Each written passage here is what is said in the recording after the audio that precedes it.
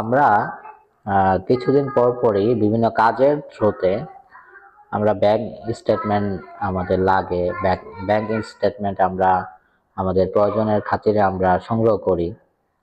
কিন্তু আমরা কি এই কাজটা করতে পারি না যে আমাদের লাইফের যেই লাইফ স্টেটমেন্ট, যে আমাদের গত 3 মাসে আমাদের লাইফটা কিরকম হয়েছে বা কোন ক্ষেত্রে কি কাজ করছি, সেই লাইফ স্টেটমেন্টটাকে আমরা সংগ্রহ করতে পারি না আমাদের নিজেদের জন্য।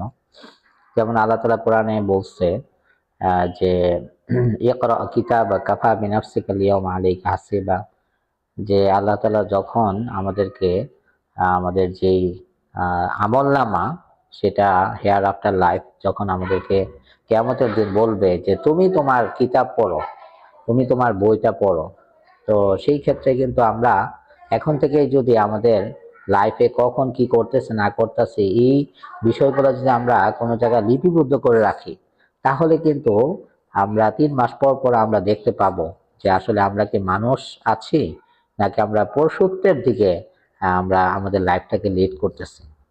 তো ধন্যবাদ। আসসালামু আলাইকুম।